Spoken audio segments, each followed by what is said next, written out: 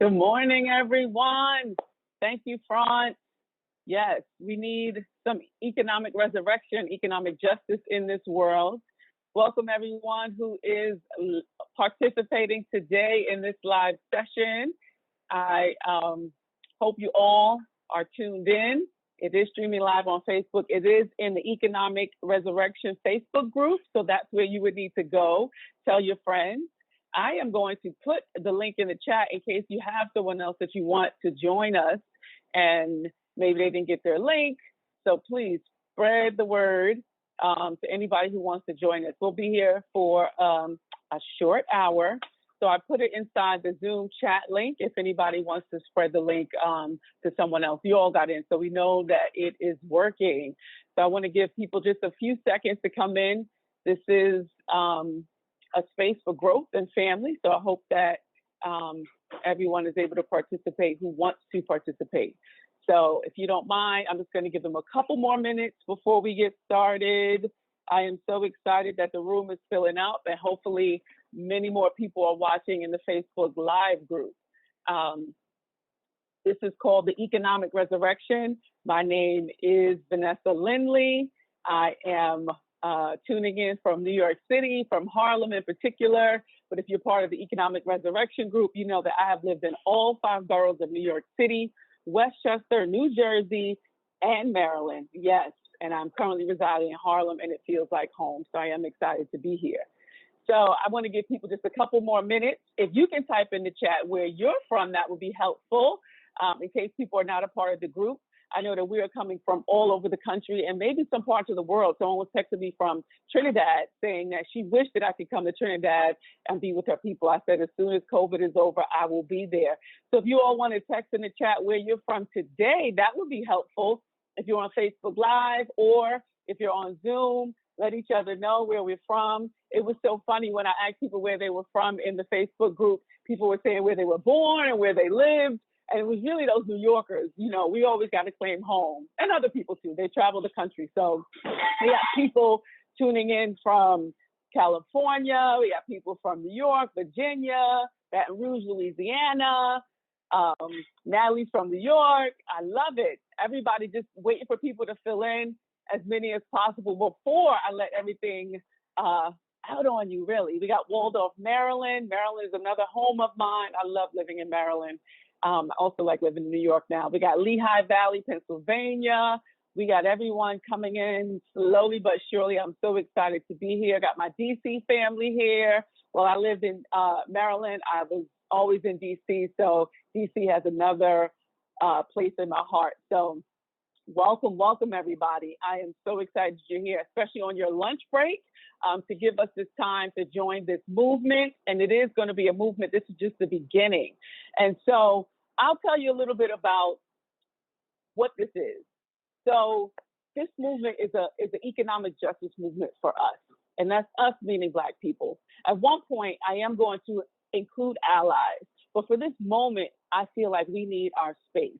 And I'm really excited about this 7-day renewal. And before I even begin, I want you all to take an opportunity to release what's inside of you.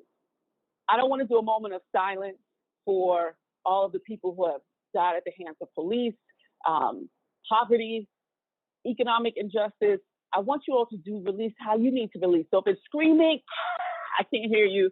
If it's banging, if it's quiet, if it's a moment of silence, whatever it is, just take a couple of seconds to center yourself and release some of the stress that we've been carrying as Black people forever, seems like, or at least since we came here on these shores of the United States of America. And most recently, when we see how everything has blown up. So take a moment.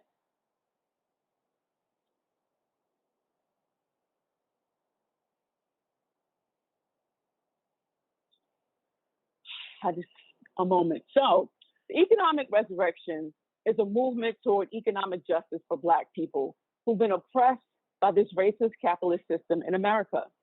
This group, as a long-term goal, will provide education, tools, and resources for both economic empowerment and justice-driven political advocacy. We didn't get here just because of police brutality, where we are today in this race riot and explosion. This has been going on. So I want to help us take back our power, build our personal economies, support the Black community, invest and build generational wealth. And I'm going to talk about what wealth means, because it's not that we will all be rich, because that means we're just going back into the capitalist society of the haves and have-nots. But we want to make sure that we have our right to our quality of life. And that may vary based on who you are, but everyone should have that opportunity. And we know that we don't have it equally here in the United States. So why would I call this an economic resurrection? People are dying. Our people are dying. And it's really because of economic justice rooted in greed, racism, and sexism. In the United States, racism and sexism are like idolatrous religion. So meaning like people idolize that. And the challenge is with the culture of capitalism, it has become the guiding principle. So the country was supposed to be founded on God's love and purpose, but it's no longer that. People have started monetizing over morals. So they choose what makes money before what's right. And we see that's happening in the government. People are standing behind the current president when things are not always right, but they're standing behind that for money or politics. People have also chosen profits over people. And when you combine racism and sexism and money and greed, that leaves Black Americans, and specifically Black women in particular, on the bottom of the economic ladder. This system was not built for us, and therefore it has to die. A new one has to be built, and we need to build it. We can reimagine how it could be. We already see that people are reimagining what the police force would look like. Who would ever think that we would want to get rid of the police? And people are up in arms on what that would mean, but that's because we only known that way. Our economic system could also change because there is other ways for us to operate. People want to call us capitalists, not socialists, but we do have some socialism going on. We know that our government has bailed out tons of big businesses, and we do have social policies. So we can reimagine how we can have a just economy for everyone. And so a resurrection is a concept of coming back to life after death. And it's a concept of standing up for justice. For the Christians in the group, Jesus rose up, meaning there's a rising that happens in a resurrection. And so why do we need to do this? While the Black community is experiencing disparate economic and health impacts of COVID-19, we're also experiencing this violence and devastation with the recent police brutalities, the death of Ahmaud, Breonna, George, and countless others that never made national news. And so while COVID-19 is new, violence against Black bodies is not. Economic violence is not. Environmental violence is not. The racial and gender income and wealth gaps have ravaged our community, stemming from systemic and institutionalized racism that are rooted in governmental policies. Yes, the government also did it. Corporations, education, healthcare. If you look at the National Urban League, State of Black America, they do this index where they rate and see where we are, Blacks in America, as compared to other people. And in 2018 was the last index. We were at an equality index at 72% compared of whites, and that's totally. But that means that we're still missing 28% of the pie. And that covers economic, health, education, social justice, and civic engagement, which again, all of these things actually produce wealth. Education, you can't have, if you don't have children going to great schools, we can't become leaders, right? Healthcare, if we're not well, we can't produce or we can't survive. So all of these things go hand in hand. And so within this index, there's a 58.2% for economics. And you know what brought us up to that 72%, honestly, is civic engagement, because a lot of us know that we have to be involved civically in order to make change happen. But economically, we're still at 58.2%, which means we're missing almost half of the economic pie. For every $100 in the white family, Black families hold $5.04. So this racial wealth gap is built on systemic racism, meaning that it is part of the way we do things. It is part of how we operate. My husband, Marcos, who's listening in, we both are reading White Fragility, and he said, my God, this racism is like the air we breathe. It's invisible, and it's always there. So we have to know that we have a right to have equal access in economics. So we know that we have had success in the past. We know, some of us know about the Reconstruction era. Every time we attempted to have our own, we were then attacked. We know that there were laws in this after slavery with Jim Crow laws that basically, kept us from advancing economically. So we want to start this 7-day mission, and it's a beginning. It's a renewal. It's not going to change everything, but I want us to get started on rethinking on how we do things in the Black community and how we take back our power. So this first 7 days is going to be a way to hashtag boycott racist companies, which we've been compiling in our Facebook group, and there's been a bunch of lists going around. I've been advising people to make sure you do your research on the companies that you choose to boycott. And knowing that boycotting, say, I'm not going to buy for one day is not going to be enough. So in my group, I'm going to have people writing letters. So we can also ask for what we want, demand, because we have the power. We'll also be building Black. So in building, meaning giving access to education and resources and buying Black. So that's been a movement. There's tons of groups out there that are promoting buying Black businesses and supporting Black businesses. This renewal is a rethinking of how we do business. We can't keep thinking that Black business is inferior. And we also have to build up Black businesses. They have not had equal access to resources, capital resources, in order to build viable businesses in the same way that some others have. So we're going to be intentional in this time and help us start something new. So every day for 7 days, I'm going to have a panelists that are, out of this world. And I'm going to talk to you and show you them in a few minutes. And at the end, we're going to end on June 19th, which is Juneteenth Day. It's the day that the last group of our ancestors in Texas were legally freed, or became to know they were legally freed in 1865. And as you all know, our current president has decided to have a rally on that day in Tulsa, Oklahoma.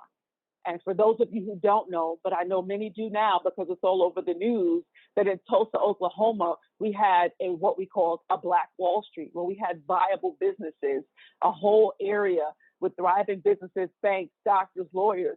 And because a Black boy either tripped or stepped on the foot, allegedly, of a white girl, the white racist KKK police, everyone came in and obliterated the town. In 3 days, 300 people were killed, and they burned the city down. So when Trump goes there, he will find that it is no longer Black, and he's going to do what he does. But that was violent to me. So we have to really be strong in this movement and push back.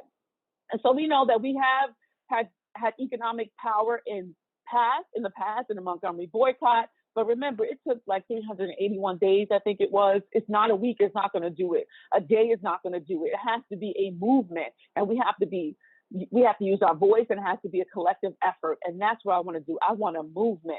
So this is the beginning. The Black spending power is $1.2 billion.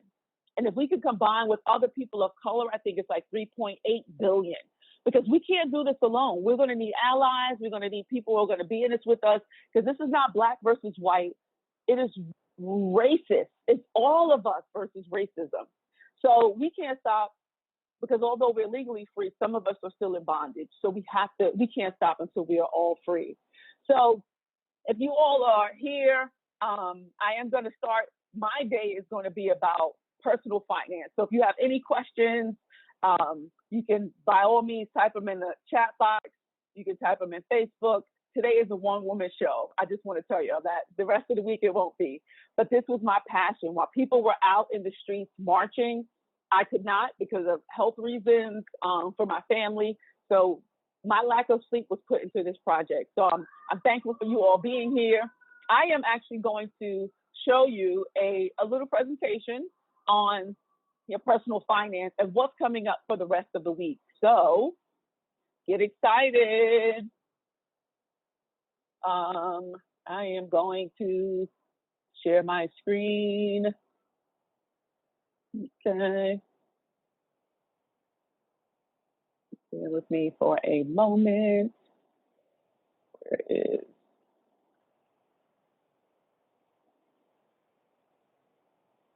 I'm going to share my screen. Don't look at all my stuff. I think I opened it. So I am still here. I am Vanessa. Thank you all for joining in. I am going to start my PowerPoint presentation because I am a educator. I love to teach. I love for people to learn. So whenever anyone comes in my space, I not only talk, but I also educate. So who am I? Many people do know me in this group. A lot of people don't. I'm the principal of the Lindley Consulting Group. My story is I grew up in a bifurcated economic situation. At one point, I lived in the housing projects for about 3 years. At another point, I lived in a home, a building that my family owned. So I got to see two different economic systems as a child. Right after undergraduate, I worked for State Farm Insurance, and I was a State Farm agent in Chevy Chase, Maryland, one of the wealthiest counties in the country. And at one moment, I had achieved the American dream. I had a 3-bedroom townhouse. I drove a Mercedes Benz. I had it all. And God told me that was not enough. And I had to do something differently because there were so many people who didn't even have access to the information or the resources that I was providing. And so I left my agency, which was, I felt like I had the burden of all my people on my back. Like, why would you do this? You achieve what everyone wants to achieve, but I knew I had a greater purpose. So I left the agency and I started my consulting business. I also, and I started educating and empowering nonprofit communities around the country, Black, white, Native, Asian, everybody. And I also practice all of the tools that I've talked about. So I've owned about 5 properties, multi-million-dollar in assets. I've done investing, all types of stocks, bonds, mutual funds. And I finally published my book. I've written tons of curriculum on economics, on financial literacy, and I train virtually and in person for nonprofits, corporations, universities, you name it. And I can send you my bio later. And last year, I was honored with the 2019 Woman of Wall Street for the work that I do in financial education. So I'm excited again to be here for those of you who are just coming for the backdrop. So for these 7 days, I said, what is it that I need to help people at least just begin to think about? Because again, 7 days is just like learning a new habit, right? So what is it that I need to empower people with a thought? And then we'll continue on. And who can I have to help me with this? Because, oh, my network is so tight. So today is a kickoff telling you what's coming and thinking about your own personal economy. We have to start at home. We have to make sure our home is taken care of, and then we can start to build out. Then I wanted to think about investing and leaving a legacy, because I believe beginning with the end in mind is always important.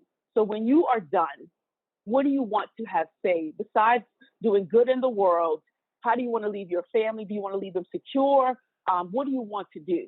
So I have a Pam to tell you about them. So that's generational wealth and leaving a legacy. Then keeping the faith and calling on the church. So for those of you who don't know, I'm also in seminary. God is still calling me, and I'm trying to be obedient. So I'm just finished my 2nd year of seminary. And I believe that the church has a huge role in this. We know in the civil rights movement, a lot of the leaders were pastors.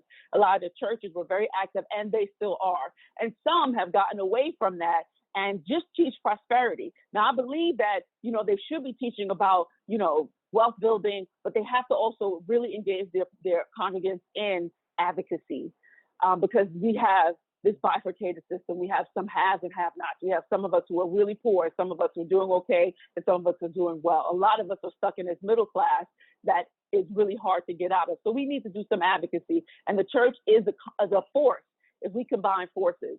Then I'm going to have politics, and Black economics, because we have to be involved in politics. We have to be involved in politics. Then I'm going to talk about Black Lives Matter in corporate and nonprofit America, because we are not all going to be entrepreneurs. We are not all going to start our businesses. We are going to still be in corporate America. We are still going to be in nonprofit. Hopefully more leaders after this movement, and all levels. And so how do we navigate our Blackness in that space and take ownership of what we deserve? And then I'm going to talk about the future of Black business, what we need to do to grow businesses.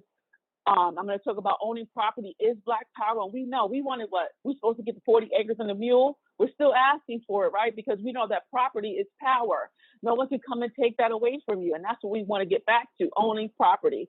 And then The last one is Black Businesses Matter. And now I'm going to have two people who do great business with the federal government. I posted that in the group. The federal government is one of the largest purchasers of goods and services in the world. And so therefore, we need to do business with them. So here's my panel. Day one, tomorrow, I'm going to have Andre Albatron, who is the millennials next door. It's going to be generational in here too. So millennials are going to set it off because they got some fresh knowledge that we need to learn. We need to stay abreast on things. He's going to talk about investing, REITs. Everyone wants to hear about the real estate investment trust. He's going to talk about that. And then we have Danielle Brown, who is a dynamic estate planning attorney. And I believe that no matter what level of income you're at or assets, you can start estate planning now, and it is a must. And we'll talk about that tomorrow, Saturday. So every day, it will be 12 to 1 p.m. Eastern Standard Time. They will be recorded, and they will be streamed on Facebook, so you can join and listen to it later in the replay. Sunday, keeping the faith and calling on the church. And so I'm going to have my sister, Dr. Stacey N.C. Grant, who runs the Faithpreneurs movement, and she is hosting a Faithpreneur weekend, and she's dynamic, and she talks about being an entrepreneur and the importance of keeping the faith in it, because it is not easy, and some of us entrepreneurs know. And she's a dynamic speaker, trainer, author as well. I'm going to have also Dr. Malcolm A. Punter, who's the CEO of Harlem Congregations for Community Improvement. And that is a nonprofit that actually has done exactly what I'm saying, using the church as an advocacy arm. Now, he's in charge of a lot of development. You know, a lot of stuff is going on in Harlem. So he does it as a profession. He has family property as well. So he's going to be a tool and a ton of resources for churches, nonprofits, and individuals who want to learn more about how we can advocate and use our voices for economic empowerment and real estate in particular. And then Monday, I'm having my very own Assemblyman Clyde Vanell, who has done great work in our district and for New York State. He also is a patent attorney. So he's not only going to talk about how we advocate for change and put laws on the table that help us, but also the importance of protecting our assets and our intellectual property. So he has a few products that are out. So all the inventors are out there that have ideas. How do you protect your assets? And so we're going to have him on Monday. How's it sounding? Is it sounding good? Marco, is it sounding good? Anybody in the chat, let me know it's sounding good, because I can't see y'all. So I usually have energy from seeing each other, but I'm just hoping that this is sounding like something that we need. And this is only the beginning. These are people who I called and I said, I have to do this now. And they were like, I'm there. So these are the good people in the world.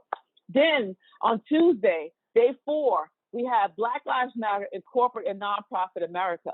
So we have Carla Hunter Ramsey, who's the CEO of Ramsey Leadership Team.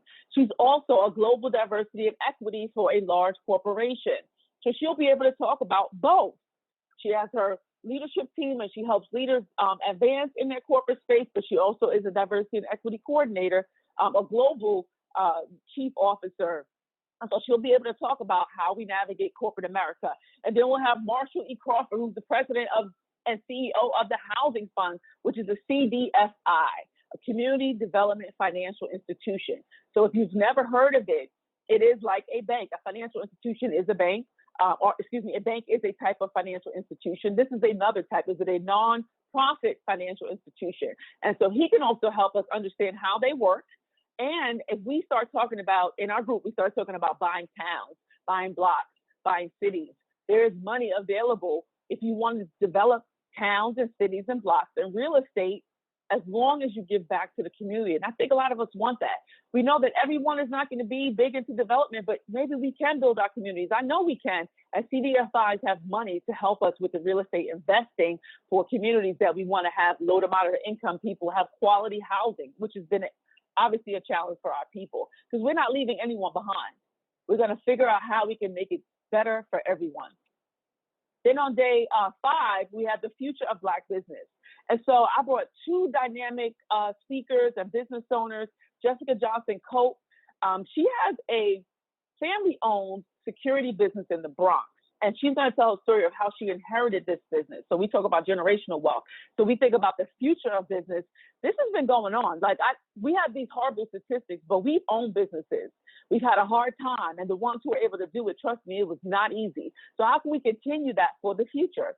And then Salim Holder, the CEO of Fourth Avenue Market, and I'm sorry for the error, Fourth Avenue Market is the largest Black-owned virtual e-commerce space for Black hair care and healthcare products. So he's going to show us how to run an e-commerce business. I know a lot of us, we're home, we're in COVID, people are trying to figure out how they're going to reinvent themselves. Salim can tell you how he's doing this and selling Black products for us. So we know we're going to do business with him, right? Then we have on day 6, we have my brother, Milt Sharp without the E. And I thank you all for your patience in this process. He is the CEO of eHome America. And I have to tell you this story. He is the reason why I'm here today. When I was still working for State Farm, my first contract to do financial education was with the Congressional Black Caucus Foundation. And they paid me to travel to historically Black colleges and universities and teach about credit, homeownership. And this was, 15 years ago. And so this day I was moderating a panel at Howard University, and my brother Milt Sharp was on the panel. And it was on homeownership. I was moderating. He came up to me and he said, "Sis," and he always calls me sis, "you should come check out this organization called NeighborWorks America. You need to go bigger with this." And I was still working for State Farm at the time, and I had no idea what this nonprofit organization was. I was fully corporate. And I went, I checked it out, something about the spirit, and the rest was history. I said, wow, I could teach people what I know on a larger level and be used in this way, and the rest is history. So now he's the CEO of eHome America. They do first-time home buying education, and also he's a ton of resources for all the people who don't own homes yet. I know we have a large group, a large disparity of people inside this group. Some people are homeowners, some people are investors, some people are not homeowners. We want people to have access to it all. So this week, no matter where you are, you're going to have some information that can help you. Then we have my brother, Drew Bernard, who most of our contact is on social media, but I've been to a few of his events.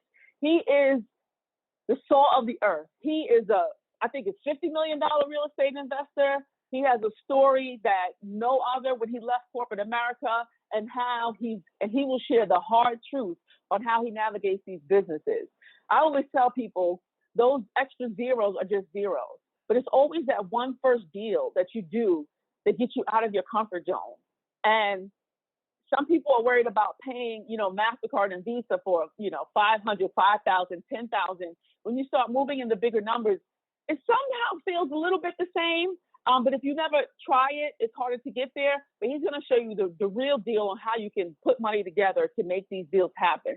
He's also an entrepreneur. He owns the Brooklyn Bank, which is an event space in Brooklyn. But he's always giving back to the community through free education, free events, feeding the homeless. So another great person that'll be talking to us about economic empowerment. And then on day 7, I have a dynamic duo, Lincoln Tyson, the CEO of TPM Group, who does government contracting down in DC. A lot of our people are down in the Chocolate City, and the federal government is there. So tons of opportunity to do business. He has a logistics company, and then we talk about how do we navigate when times change. He's also added technology to it. So a multi-million-dollar company doing business with the government. And then I have my sister, Ingrid Murray, the CEO of Prospect Cleaning Services right here in Brooklyn, New York, who I met through the Goldman Sachs 10,000 Small Business Program, who owns a multi-million-dollar cleaning company. When I tell you, when you hear a story, I don't even want to give it away. It will bring tears to your eyes on how her business has shifted through COVID. You would never believe a crisis became an opportunity for her. So that's going to be day 7. That's going to be Juneteenth. And throughout that time, I'm going to have call to actions inside the Facebook group for us to do something, not just sit here and listen to these great speakers, but us to do something different, just at least 1 or 2 things every day to move us towards the process of economic justice, not just for ourselves, but for our communities. And so I'm going to summarize, and I'm going to touch a little bit on personal finance. So the main drivers or preventions for from wealth accumulation, we know I started off my opening, for those who weren't here, is racism and discrimination. Racist government policies, capitalism, because it's rooted and it's tied in to racism. We don't have enough financial education. It's not taught in schools, so we're figuring out how to learn it on our own. And if our family didn't have money or access, we still didn't learn it. And then we have, the lack of access to resources. So some of us, we know what we need to do, but when we go to try to get a loan because of racism, we're told no, or we don't know where to go, so we're told no. Our businesses are not valued the same as other businesses, and we are not given the same loan. We've seen it through housing, business development. So these are some of the reasons why we are not able to achieve wealth in the same way that others have. And some of it is our mindset. Because of 1 through 5, we've been oppressed for so long. Some of us been fighting for freedom. Some of us have been mentally free, but yet economically in bondage, and that's real. So how do we then undo some of those mindsets that keep us in bondage? And then our behaviors, which I still blame on numbers 1 through 6. So some of us want to put down other people on how they handle their money because 1, they may not know. 2, they may not know any other way. They may not have the access to information and resources, or it may be what they want to do. So I want our space to be a judgment-free zone, to be able to build each other up in love. We're going to teach each other, and we're going to help shift our mindset and then take action. This is not just going to be a good, empowering group where we just look good, feel good, but we are going to do something differently.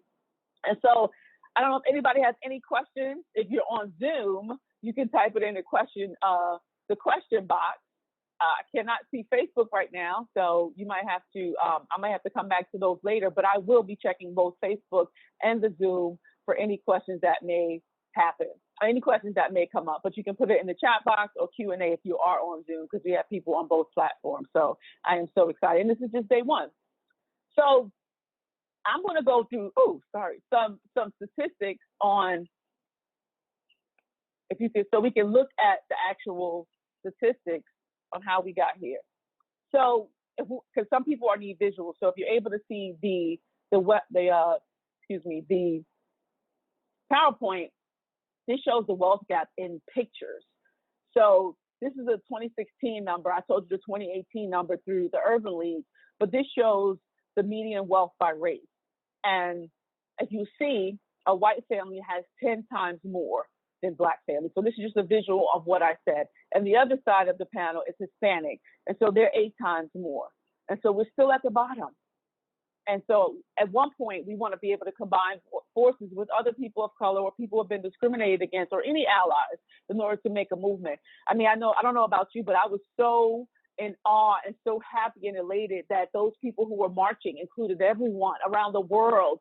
That's how change is going to happen. We have to do it together. So let's continue talking about the drivers of the wealth divide. So besides all of those things I talked about in the opening, there are specific things. We have a greater unemployment rate. So COVID has put people out of work, but who do you think has the highest unemployment rate? Black people and women. The upside down tax code, which I'm going to get to on another day, income inequality and lower returns on earned income, lower higher educational attainment and wealth installation. So there's a study on the education gap.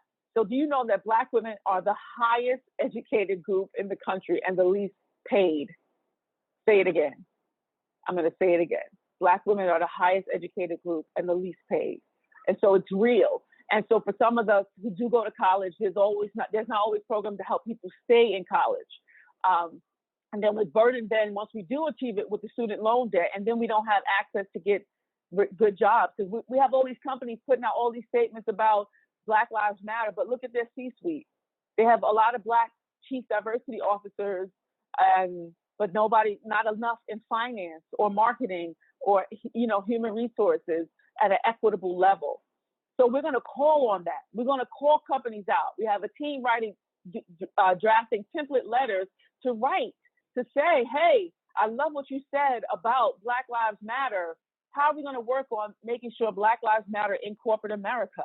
How are we going to make sure we have equal access to opportunities and promotion? Another wealth divide is the lower entrepreneurship rate and business values. So we are starting businesses, but we don't keep them because we're not supported. And then the values are lower.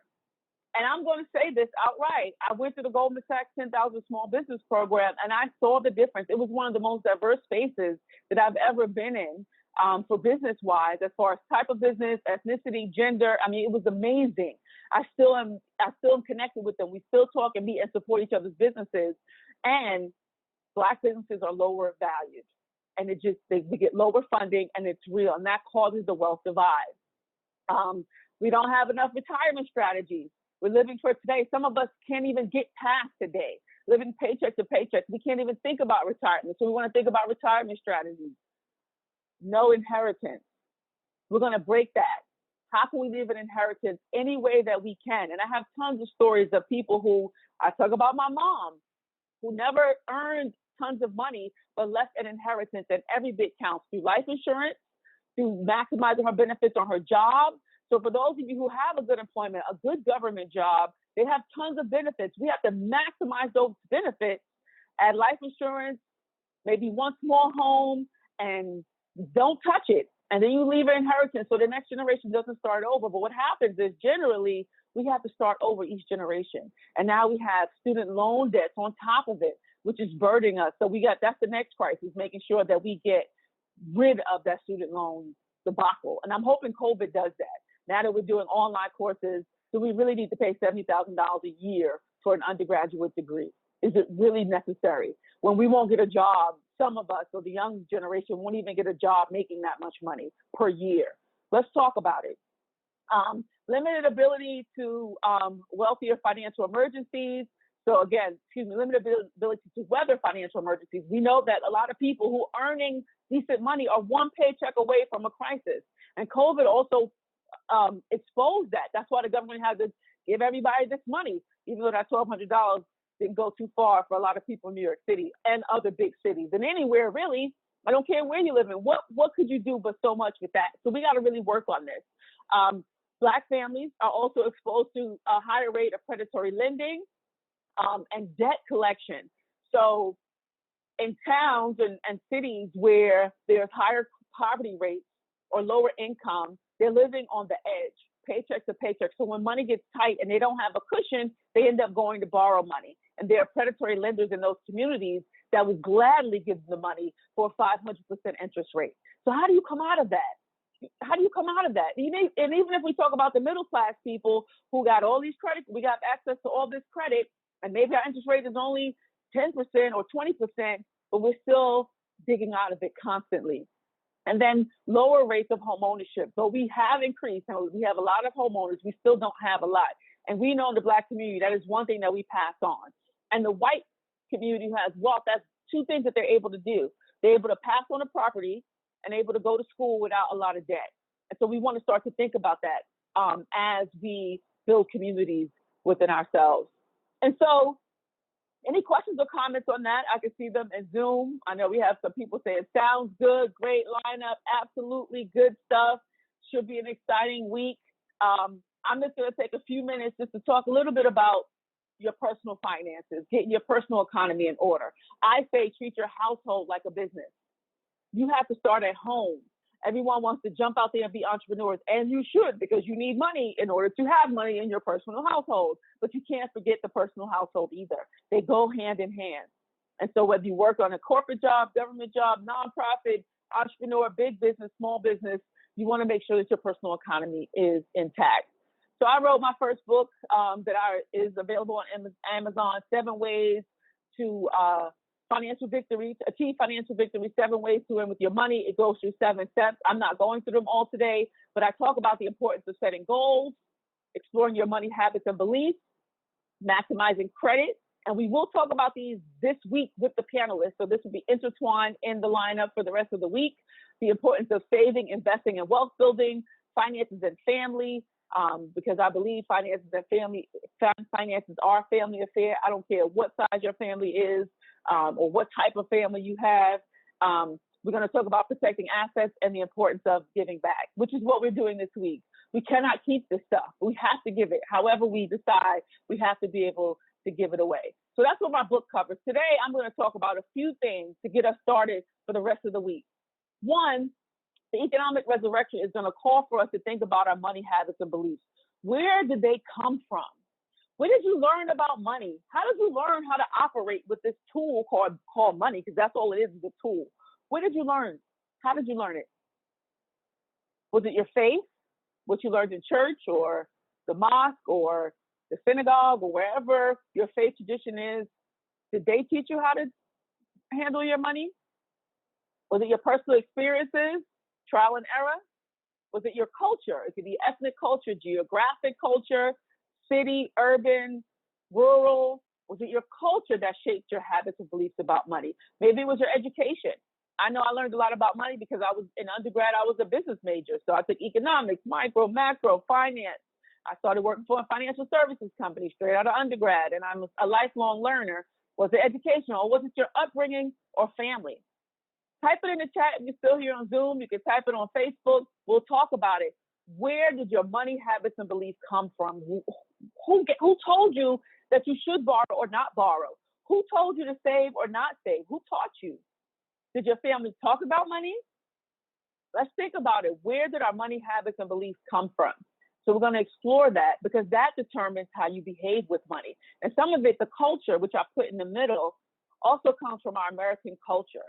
We are a culture of consumers, and we have a culture of conspicuous consumption. That means that we just spend.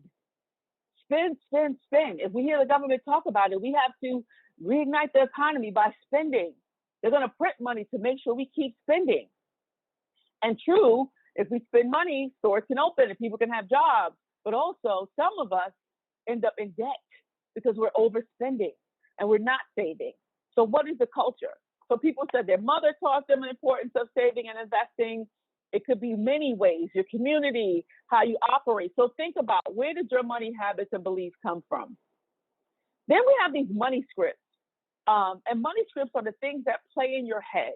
You're not even conscious that they're happening. They came from those other sources that I talked about, and now they're in your unconscious and you're operating with your money as a result of these scripts. So I picked out a few. There are tons of money scripts, by the way, in the financial coaching space. One is the money is bad, the root of all evil. Where do you think that came from? Where do you think that money script came from? The money is bad, the root of all evil. Anybody think that that's their money script? And if it is your money script, how do you think it makes you handle money? If you think money is bad and it's the root of all evil.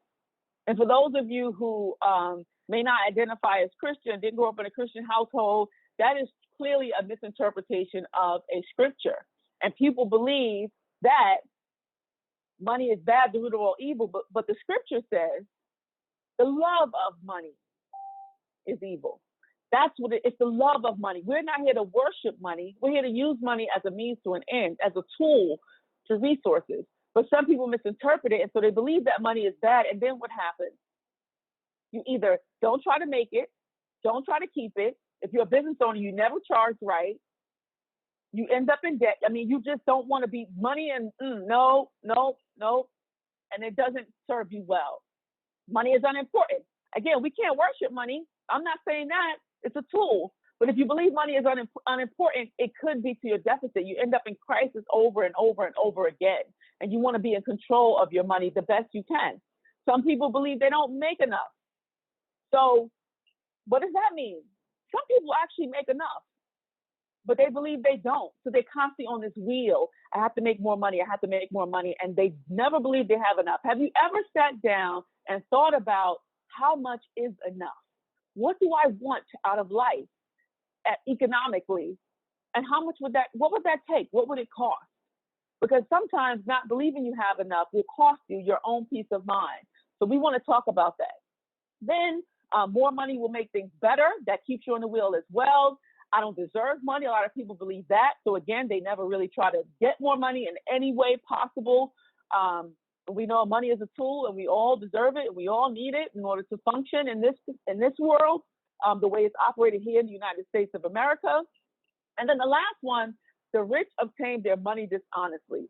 Now, I work with a lot of communities that are lower income and may not have ever been around someone who is rich. And I'm going to put air quotes on rich because there's all different levels of rich. So I roll in a lot of circles, and I'm a person. I am a lover of humans. So I will hang out with people who have $0, and I'm sure I've been with people who had $100 million. And it's just a tool. And I know a lot of people who have a lot of money, who have wealth, who have generational wealth, and they all did not get their money dishonestly. I'm here to tell you that. I know the climate and some of the scamming that's going on is making you believe that, but that is not true. Because if you believe that, that means you believe that you should never be rich, and that may not be your desire. But I don't want you to not say, I want to make more money or own assets or own properties or own businesses because you believe the only way to get it is to do something illegal, and that is not true. So I just these are the money scripts. So think about it. I don't know if anybody has any questions, but these are the money scripts. Something else I want to point out, common traps and distractions. So we know there's all these external things that are affecting our opportunities around money. Then there's also these traps and distractions that keep coming at us when we're trying to make a change. My favorite one is the Amazon one-click, which you know they have actually put a patent on. So it is a behavioral economic technique, meaning that they've studied the behaviors of humans and how they handle their money. And we have this instant gratification need, this need for instant gratification. So Amazon said, hey, if I can get their financial information in this app, I can start to track what they search for, what they like, what their trends are. And then they can be prime customers. And once one of their friends, family, or they see an ad somewhere comes up, they can just click one time, boop, and it's at their door in 2 days. That is a trap and a distraction. I don't know if anybody else, and I've been guilty of it myself. I don't know if anybody else has, but the Amazon one-click is a trap and a distraction because we end up buying things we don't really need or want because it's easy and it's convenient. There's also the social media ads that pop up, online and in-store promotions. Obviously, COVID has kept us home, so now we've been getting a lot of email promotions. The busyness and lack of planning. That is a huge trap and distraction from wealth attainment because we are so busy. I think COVID, again, slowed a lot of us down. So these are some of the good things that could come out of COVID, but we don't plan our meal. We didn't plan our meals. I know we've done better. We don't plan our finances. We have to. You have to sit down every week at least and look at your budget. Budget is a B word, but it's not a bad word. And we have to take the time to be intentional about it.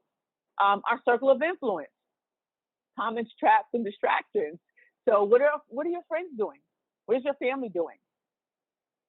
Sometimes it's cultural and it's important to us, and we should engage in what makes us happy with our family and friends. But we should also think about, in our totality of what we want in life, am I being influenced by my circle of friends in a way that I don't want to be? And maybe you have to then shift the narrative for all of you so you all can achieve this economic justice that we want. And then trends, what's the newest thing? I know I love fashion. Everybody knows that sometimes I get caught up on trends, but budget for it, plan for it, get a passive income line so you can pay for those things. It's not bad, but we want to make sure that we are consciously choosing to do these things. And then the planned obsolescence, OMG. Anybody know what that means? Another trap. So companies plan things to go out of style. And we know the biggest one, our favorite, Apple. And I'm guilty. The newest iPhone comes out. I don't always get the newest iPhone, sorry, but I'm guilty of being an Apple consumer, but whatever.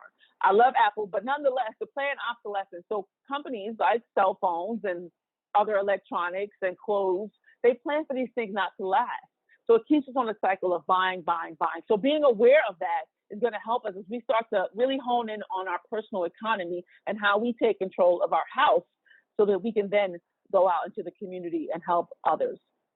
And so other spending drifts, I'm going to ask everybody this week to pull out your budget. If you don't have one, now is the time, and see, where am I losing money? Where's the money dripping out of my budget that I'm not even aware of? It's happening every day and I'm not paying attention. COVID again, I'm going to keep using it because we slow down. We can't go out. We can't do but so many things. Have you all thought about the things that you can no longer do as a result of COVID that you may not need to go back to? How much money have you saved, those who still are employed? I know that some people have lost businesses, lost income, and I don't want to minimize that. And we are going to talk about this week how to get resources for those who have lost money. But I want us to think about our budget as a whole. As long as we're having income, where are the leaks? Where are the drips? Things that are coming out. Subscriptions, we've done that. We have time now. My husband and I, we sat down and went through what are these subscriptions that we don't really use? We just sign up and forget about. Go through your subscriptions. Get rid of the ones that you don't need and are not serving you and don't use. One thing we know in COVID, everyone's watching all type of TV. So I have cable TV on there, but we have all these other plans, Netflix and Hulu. Check them out. Late fees, I'm going to talk about, that's $1 billion industry, just so you know. So check the late fees. Don't get rid of them. It's eating up your budget. You're giving it away. Banks, retail, credit card companies, all of them, get rid of them. Obviously, bottled water, which we stopped doing, parking tickets in New York, I mean, you name it. So we want to be conscious about where the money is going. Last point before I close for today, and we will talk about this throughout the day, that in the United States of America, credit is an asset. So we have to get a grip on our credit. Credit is an asset. I didn't create the system. I don't love the system. There's a lot to it, but we have to navigate the system while we change it, right? So we have to navigate the system while we work toward change. And I'm not going to get to the politics of that now. I'll do it on another day. But the consequences of debt for especially people who have lower income is huge. It affects everyone, but for some of the people with lower income, in some states, their driver's license can get suspended based on the type of debt they have. Some people go to jail, tax refunds get taken away, people who really need this money. Some states have restrictions on public benefits. Are you kidding me? Property liens, it has huge. And beyond that, for the people who have maybe in a state that doesn't happen, debt now affects employment, housing, not just buying a home, even renting a home. Having bad credit could affect your opportunity to get a rental unit. I'm a landlord. I do check credit. I know, because I just want to see, do you pay your bills well? So it does matter. Employment, et cetera. So we have to have a grip. And then as we talk about building, credit is an asset. I'm going to have Jude talk about on the day he's on real estate, how deals are put together where someone may have cash and someone may have credit. So credit is an asset. So start to shift your mindset toward how you can build your credit. And we'll talk about that. Student loan debt. I just wanted to show, again, Black people have the slowest pay down rates. We take longer because we don't have equal access to employment opportunities and pay.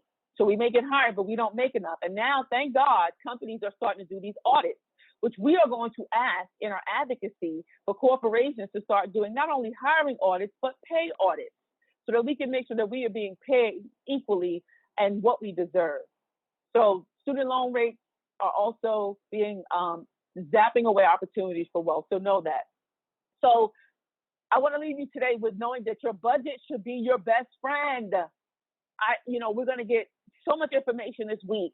I want you to start today with looking at your budget. If you don't have one, create one. Start to create it, because it's going to take time. It's going to take trial and error. If you need resources, please just let me know. But your budget should be your best friend. And that's going to start for your home, for your business, for your real estate deal, the budget. And we say it's a moral document. It shows what you value. And again, money is not morals, but what you do with it will matter and what's important to you. So look at the budget. So ways to track, there are tons of ways to track your money. I want you to start to do that. You can do pen and paper. There's tons of mobile apps. In my book and online, I have a daily cash flow tracker. I have a mood journal, because sometimes we spend money because our moods. We're tired, we're lonely, we're broke, we got a raise, we got a promotion, we're happy, we got a new boo, whatever it is. What is causing us to spend money? How can we be intentional about it? But we want to start to look at your credit card statements, your bank statements, pull them out. Look at where your money is going so you can start to be in control of it. Call to action. We have a countervailing power, meaning that we can organize and be a collective power against the injustice institutions. And that is what I want us to do in this economic resurrection. I want us to become a collective power, a countervailing power, build up our house, build up our communities inside, and be able to then build a world. So we don't necessarily, again, we're not fighting against Black and white. We're fighting against racists. We're fighting against injustice so that we all can have an equal opportunity. So we have to be involved civically. And every day I'm going to talk about that. You can't separate civics and economics. You cannot. So we need to do policy work, which we're going to do some letter writing. We're going to have an assemblyman on. Some of us need to run for office. Yes, we do. We have to vote and hold politicians accountable. If you see on my chart, we're still only at, I think, 50 some odd % for voting. I know it's terrible, 59%. We're not all voting yet. And while we're marching, we have to talk about voting. We need financial education, which we're going to provide, and we have to own things. We have to own things. Homes, neighborhoods, property, businesses, securities, we have to own things, and we can own things. And I'm going to give you everything you need, me and my team, to help you with that. So today, the kickoff, June 12th, to-do list. Review the companies you do business with now. See where they stand. In our group, we've shared a ton. We're going to organize it. We need to find new Black-owned businesses to do business with. And we're going to build up our businesses. We're going to let go of the white supremacy that white is better, white is right, that if I do business with a Black business, then I should get a discount. That if I do business with a Black-owned business that is inferior, we have to break over that mindset, and we have to build up our businesses. Please know that some businesses would love to have fancy marketing and fancy, stores, but they're not always giving equal access to resources. But now there's a lot of money out there, so we want to help businesses do that. So share resources in the group, whatever you know. Continue to find Black businesses to support that you care about. I'm not, be intentional about it. And then review your own household finances and budget. It is important as you start to grow in your own economics. Again, every day between now and Juneteenth, between 12 and 1 Eastern Standard Time, we're going to have a packed panel. All the topics will be covered. You'll be able to answer any questions. If anybody has any now, please let me know. Tomorrow, 12 o'clock, we're going to start with the millennials, talking about investing, a generational wealth, and leaving a legacy. I'm so excited about this panel. And then the Zoom link will be the same every day. I didn't want to put it out on the larger platforms because there are a lot of Zoom bombers that are going on. And if they hear Black or race, I don't know what they might do, because the church that I was doing my internship in, they've been bombed a lot of in the kids program. So the Zoom ID will be the same. If you registered, you should have the access. That link should have been given to you. If you have not, just join the Facebook group, because it is inside the Facebook group. And so if anybody has any questions, I can take them now. You can join the Facebook group, The Economic Resurrection, or follow me on Instagram. I won't be sharing exactly what I share in the Facebook group, but you can join the Facebook group from there, ask questions, join these webinars, or anything that you need from there. Any questions or comments? I don't see any coming in the chat. We're reaching our hour. I will definitely look forward to seeing you all tomorrow. I'm going to jump on Facebook after this for any other questions, comments, feedback. Trust me, this is a labor of love. And I thank you all for your patience, all my panelists. This has been a passion project. My employee is not here. And I was like, I just want to do this. I have to do this. I couldn't go out and march. This was my march. And I thank you for everyone who joined me on this march. I want this to be a movement. So please join me. We need your talent. We need your skills, your opportunities. I am not a one-woman show forever. Thank you for your patience that everything is not perfect. That's also a form of white supremacy, so you all know. And I'm busting out of it myself. I used to be a perfectionist, but now I'm reformed. So thank you all for today. Join the group. Follow me on Instagram. Stay tuned every day, 12 o'clock Eastern Standard Time. We'll be here on Zoom. We'll answer your questions. If you have questions in advance, please send them to me, email them to me, put them in the Facebook group, and we're going to do this 7 days toward liberation. Thank you all so much.